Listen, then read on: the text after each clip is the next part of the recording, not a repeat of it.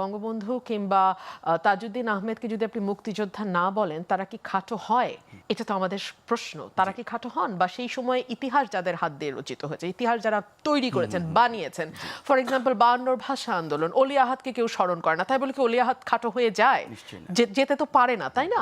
So যারা ইতিহাস তৈরি করেন তাদেরকে আপনি রাজনৈতিক কারণে কখনো দেবতা বানাবেন, ঈশ্বর বানাবেন, আবার রাজনৈতিক ফায়দা যখন শেষ হবে না, তখন তাদেরকে আপনি ইবলিস বা শয়তান বানিয়ে দিবেন। এটা বাংলাদেশের রাজনীতি। আমার দুঃখটা যে জায়গায়, সেটা হচ্ছে মুক্তিযুদ্ধের রাজনৈতিক ব্যবহার আর বন্ধ হলো না নাজমুল ভাই।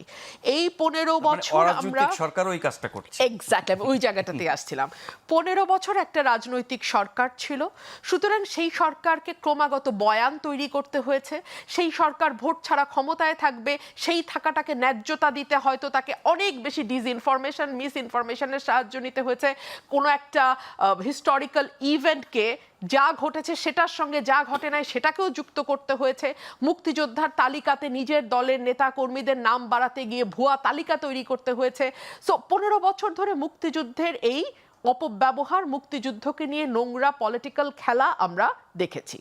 এখন শুরু হয়েছে অরাজনৈতিক সরকার। আপনি আমাকে বলেন, এই অরাজনৈতিক সরকারের সময় যখন দেশ নানান কারণে অস্থির, অস্থিতিশীল, টালমাটাল, আপনি রাজনৈতিক পরিস্থিতি, অর্থনৈতিক পরিস্থিতি, সামাজিক পরিস্থিতি, আইন শৃঙ্খলা পরিস্থিতি, একটা পরিস্থিতিও ইতিবাচক নয়, সেরকম একটি সময়ে আপনি কেন মুক্তিযুদ্ধ নিয়ে আবারও নতুন করে ময়দানে হাজির হলেন?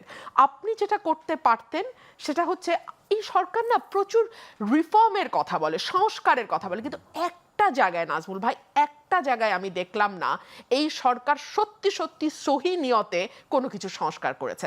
ধরুন, রাজনৈতিক সরকার যারা ছিল অতীতে, তাদের বিরুদ্ধে অনেক অভিযোগ আছে, তারা তাদের দলীয় নেতাকর্মীদের সুবিধা দেওয়ার জন্য মুক্তিযুদ্ধের তালিকায় তাদের নাম অন্তর্ভুক্ত করেছে। আমরা দেখেছি রেজাউল করিম, যিনি এক্স সরকারের মিনিস্টার ছিলেন, তিনি 9 বছর বয়সে মুক্তিযোদ্ধা করেছেন, সেই তালিকাতেও তার নাম গেছে। মানে বাটপাড়ির চূড়ান্ত। এই সরকার কি করতে পারতো? এই সরকার যেহেতু কোনো দলীয় সরকার না, সে একটা সহি শুদ্ধ তালিকা তৈরি করতে পারতো, অ্যাটলিস্ট চেষ্টা করতে পারতো, অ্যাটলিস্ট কাজটা শুরু করতে পারতো। যেহেতু কোনো দলের সাথে এই সরকারের কোনো অ্যালাইনমেন্ট নাই, কোনো দলের প্রতি তার কোনো কমিটমেন্ট নাই, কোনো দলের তার কাছে কোনো অযৌক্তিক অন্যায্য দাবি নাই, এবং তিনি কোনো অন্যায্য দাবি শুনতে বাধ্যও নন, সুতরাং তার কাছ থেকে একটা সহি তালিকার অ্যাটলিস্ট সূচনাটা আমরা দেখতে আপনি কি কোনো আশা করেছি।